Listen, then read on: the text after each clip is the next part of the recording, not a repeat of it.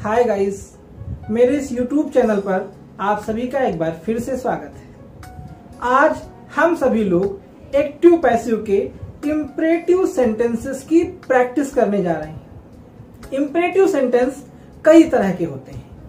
हम लोगों को सबसे ज्यादा ध्यान देना होता है उनके सेंस के ऊपर। हमें स्टेटमेंट को देख करके ये अंदाजा लगाना होता है कि इस स्टेटमेंट में एडवाइस है या फिर रिक्वेस्ट की जा रही है या फिर उसमें कोई ऑर्डर दिया जा रहा है, और उसी के आधार पर हम एडवाइज्ड, रिक्वेस्टेड या ऑर्डर्ड का यूज करते हैं। लेकिन कभी कभी क्या होता है कि हमको ये पता ही नहीं चल पाता है कि हमारा स्टेटमेंट है क्या, वो एडवाइस है कि ऑर्डर है या रिक्वेस्ट है। ऐसी कंडीशन में हम लोग आस्क्ड का प्रयोग करके उसको टू के साथ जोड़ देते हैं। तो चलिए हम लोग आज के इस वीडियो को प्रारंभ करते हैं और एग्जाम्पल्स के द्वारा उनको समझते और सीखते हैं। जैसा कि हम जानते हैं कि इंपरेटिव सेंटेंस सीधे वर्ब से प्रारंभ होते हैं और इनमें जो सेंस होता है वो प्रार्थना, आज्ञा या सुझाव का होता है। तो हम लोग आज ऐसे ही वाक्यों की पैसिव वॉइस बनाने की प्रैक्टिस करने जा रहे हैं। पहला सेंटेंस लेते हैं, ड्रिंक मिल्क एवरी डे। हम देखें कि यह वाक्य ड्रिंक से प्रारंभ है और ड्रिंक क्या है? वर्ब है। इसके बाद में मिल्क लिखा हुआ है। हम सभी को पता है कि वर्ब के तुरंत बाद ऑब्जेक्ट होता है। मिल्क मतलब दूध। अब क्योंकि इस शब्द का अपना एक पूर्ण अर्थ है, इसलिए एवरी डे का ऑब्जेक्ट से कोई मतलब नहीं है। यानी एवरी डे क्या है? एक्स्ट्रा है। अब हम लोग इसकी पैसिव वॉइस दो तरह से बना सकते हैं। मैं आप लोगों को यहां पर दोनों नियम बताऊंगा और बाद में उसमें से किसी एक नियम को कंटिन्यू करूंगा। तो सबसे पहले समझिए कि पहला नियम क्या है। इंपरेटिव सेंटेंस तीन तरह की कंडीशंस दिखाते हैं। या तो उनमें प्रार्थना की जा रही होगी, या फिर आदेश दिया जा रहा होगा, या फिर उसमें किसी सुझाव के बारे में बताया जा रहा होगा।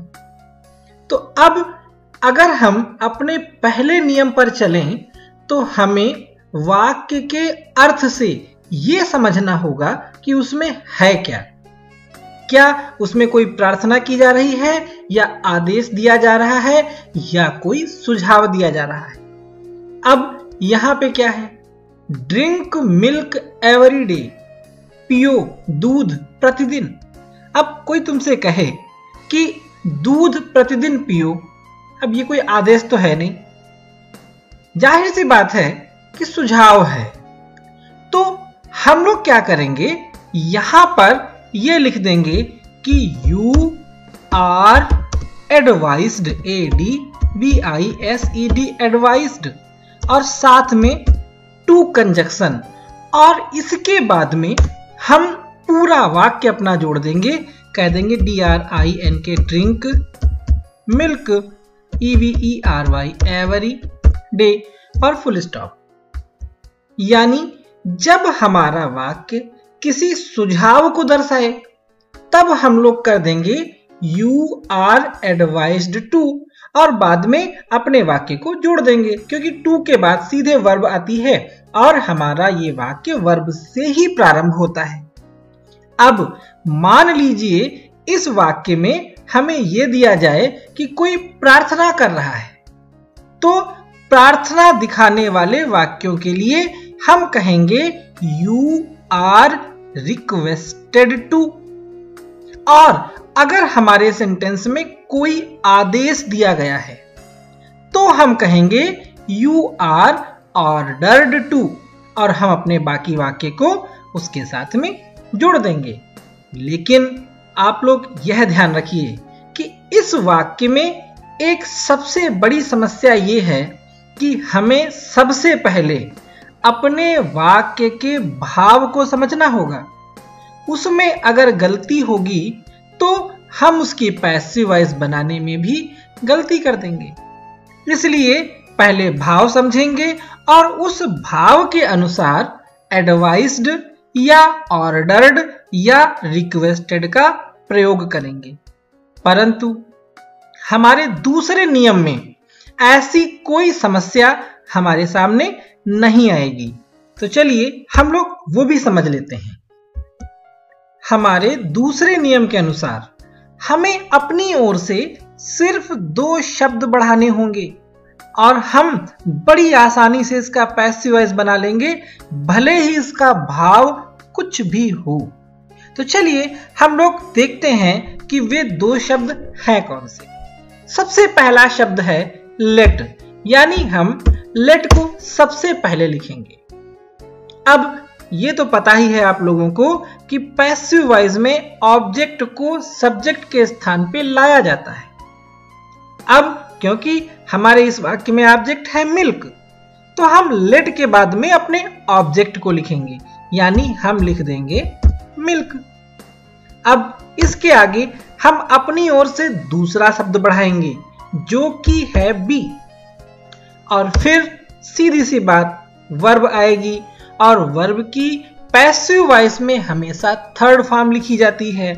तो हम ड्रिंक की थर्ड फॉर्म लिखें, यानी drink, drank, drunk. Third form हुई ड्रंक, तो हम लिखते हैं DRUNK, ड्रंक। अब क्योंकि इसमें सब्जेक्ट होता नहीं है तो हमें भी लिखना भी नहीं है। हम क्या करेंगे, जो बच गया है वो लिख करके वाक्य को समाप्त कर देंगे, यानी अंत में लिख दें EVERY, एवरी, DAY, डे, और हमारा वाक्य हो गया complete. Let milk be drunk every day, और यह हमारा पैसिव वॉइस बन गया। यानी हमें यहाँ पे एडवाइज्ड, रिक्वेस्टेड या ऑर्डर्ड को समझने की कोई आवश्यकता नहीं है। बस हमें सबसे पहले लिखना होगा लेट, लेट के तुरंत बाद ऑब्जेक्ट, ऑब्जेक्ट के बाद हम अपनी ओर से लिखेंगे बी, और फिर वर्ब की थर्ड फॉर्म, और फिर वाक्य में जो भी बाकी रह गया होगा वो लिख दिया जाएगा और हमारी पैसिव वॉइस बन जाएगी। अब हम लोग दूसरे वाक्य पर आते हैं। डू योर होमवर्क, डू करो, योर होमवर्क अपना कार्य। पहला शब्द वर्ब, दूसरा शब्द ऑब्जेक्ट। अब यहां पर तो केवल 2 ही प्रकार के शब्द हो गए, वर्ब और ऑब्जेक्ट।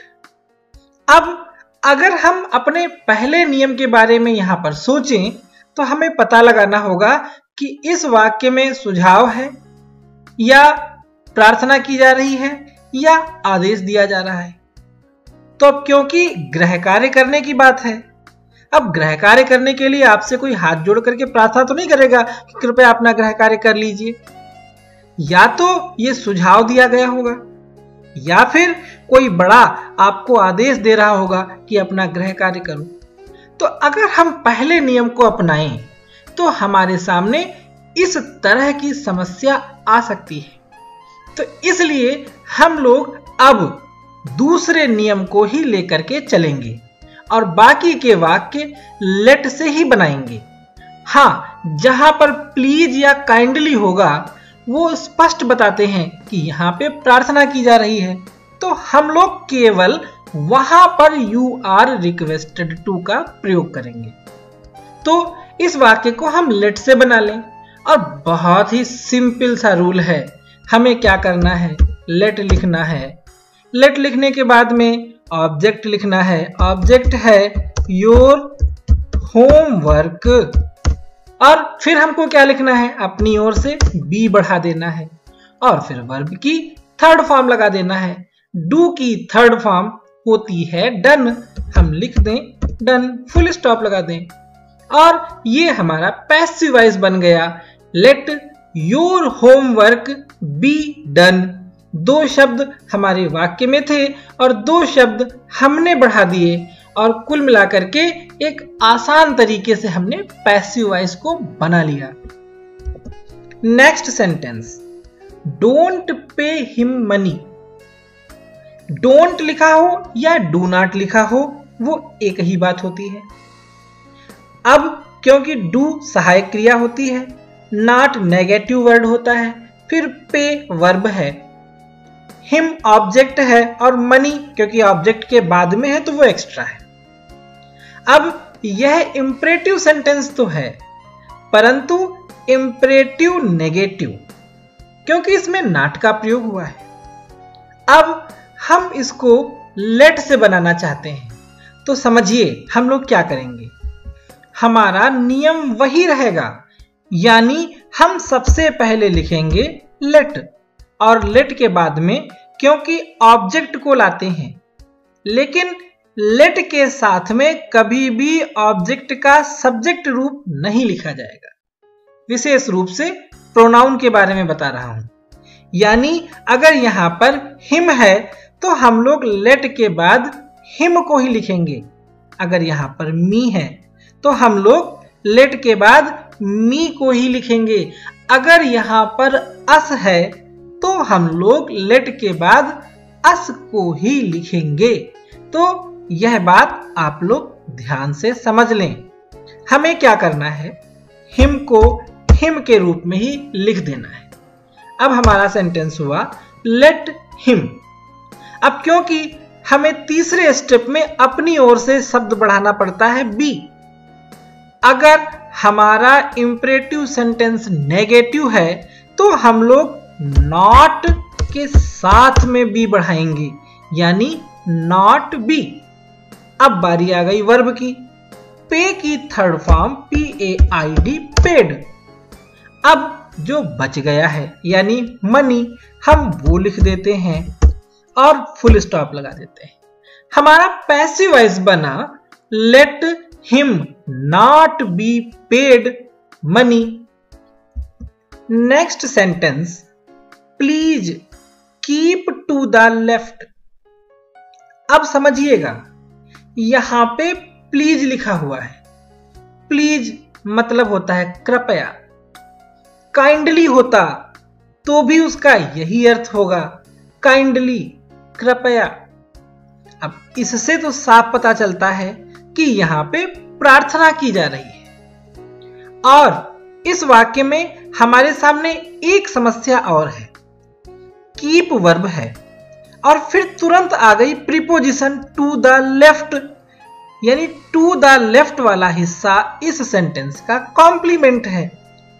अब हमें ऑब्जेक्ट तो मिला नहीं, और जब तक हमको ऑब्जेक्ट नहीं मिलेगा तब तक हम अगर लेट से बनाना भी चाहें तो कैसे बनाएंगे, क्योंकि लेट के बाद में सबसे पहले तो हमें ऑब्जेक्ट को सब्जेक्ट की जगह पर लिखना होता है।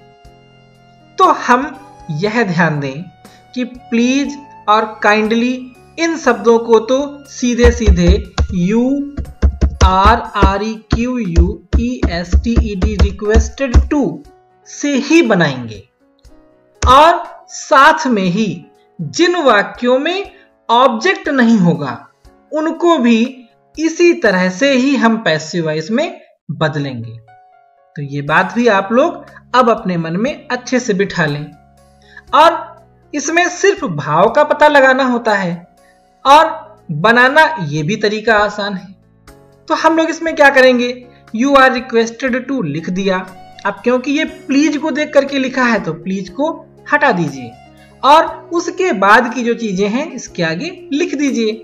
हम कहेंगे KEEP, keep to the left, full stop. हमारी पैसिव वॉइस हुई you are requested to keep to the left. Next sentence बहुत ही छोटा है, गेट आउट मतलब भाग जाओ। अब जरा समझिए, गेट आउट क्या है, एक फ्रेजल वर्ब है। अब इसमें ऑब्जेक्ट तो है ही नहीं, तो अब क्योंकि इसमें ऑब्जेक्ट नहीं है तो हम लेट से इसको बना भी नहीं सकते, क्योंकि लेट के बाद हमें ऑब्जेक्ट ही लिखना होता है। तो हम लोग इसको इसके सेंस के साथ समझ करके तब पहले नियम के अनुसार बनाएंगे। अब आपसे कोई कह रहा है भाग जाओ, तो ये कोई एडवाइस नहीं है। ये तो प्रार्थना भी नहीं है। कोई हमसे बड़ा हमसे कह रहा है कि यहां से जाओ, तो इसको हम आदेश मानेंगे।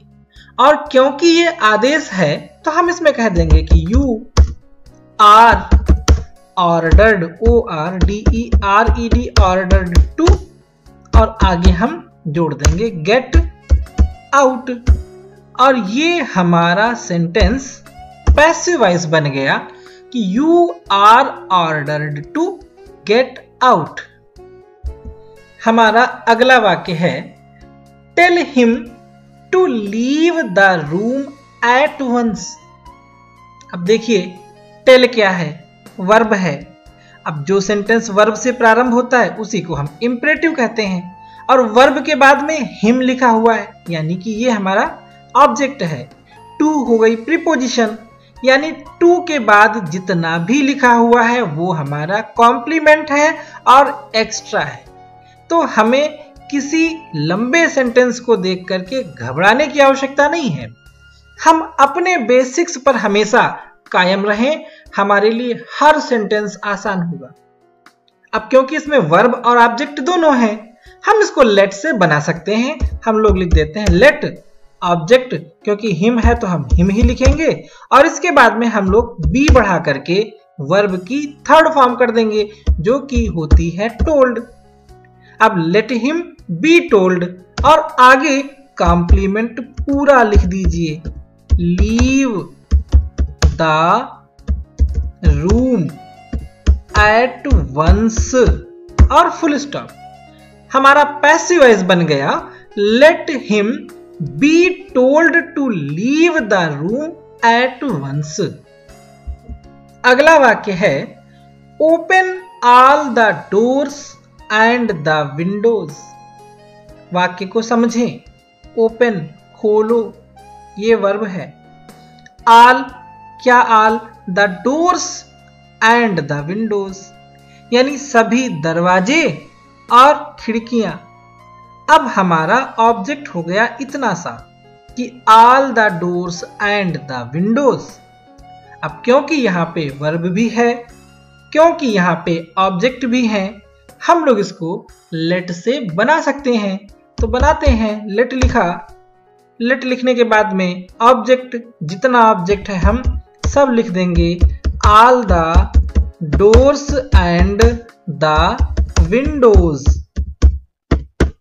और इसके बाद में हमें क्या करना है, ऑब्जेक्ट लिख चुके हैं, बी बढ़ा दें और वर्ब की थर्ड फॉर्म यानी ओपन की third form opened, OPENED opened, और फुल स्टॉप।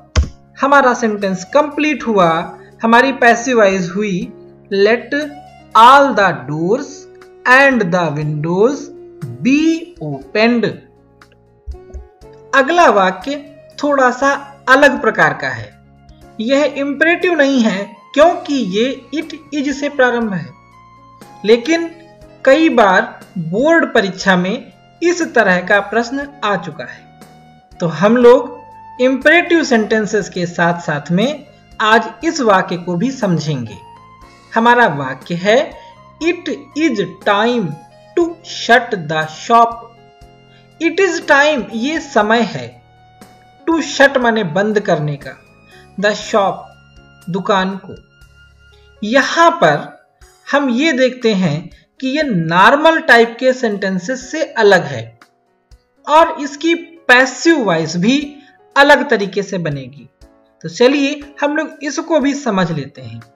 सबसे पहली बात तो आप लोग ये जान लें कि जो भी वाक्य इट इज टाइम वाले होंगे वो इट इज टाइम से ही स्टार्ट होंगे, यानी हम लिख देते हैं इट इज टाइम। अब क्योंकि टू शट इन्फिनिटिव है और इसी को हम मेन फिनिट वर्ब के रूप में इस्तेमाल करेंगे, तो हम क्या करेंगे, द शॉप को ऑब्जेक्ट मान करके इसे पहले लाएंगे। अब क्योंकि इट इज टाइम यहां पर हमारे एक कंप्लीट सेंटेंस की भूमिका निभा रहा है, तो हम लोग द शॉप को सब्जेक्ट के रूप में अब नहीं लिख सकते। अब हमें इसे कॉम्प्लीमेंट की तरह इस्तेमाल करना होगा, और कॉम्प्लीमेंट के रूप में इस्तेमाल करने के लिए हमें कोई ना कोई प्रीपोजिशन यूज करनी होगी। तो हम लोग द शॉप के लिए FOR फॉर का यूज करेंगे और लिखेंगे the SHOP shop. It is time for the shop. और क्योंकि हमें पता है कि टू वाली जो मॉडल वर्ब होती हैं उनमें हम बी बढ़ाते हैं, तो इन्फिनिटिव वाली कंडीशन में भी हम बी को ही बढ़ाएंगे। तो हम कहेंगे टू बी। और शट की third form shut shut shut यानी यही रहेगी। हम शट लिख देंगे और फुल स्टॉप लगा देंगे। हमारी पैसिव वॉइस ऐसे बनी, it is time for the shop to be shut. Video कैसा लगा ये आप लोग नीचे कमेंट बॉक्स में लिख करके हमें जरूर बताएं। आपके एक एक कमेंट से हमारा उत्साहवर्धन होता है और हमें फिर से कुछ नया करने की एक शक्ति मिलती है। मैं सिर्फ इतना कहना चाहता हूँ कि मेरा यह चैनल आपकी इंग्लिश विषय से संबंधित छोटी से छोटी समस्या का समाधान लगातार करता रहेगा और बोर्ड परीक्षा तक आपको इंग्लिश विषय के हर टॉपिक की तैयारी करा देगा। तो आप लोग हमारे इस चैनल के साथ जुड़े रहिए। Thank you for watching my this video.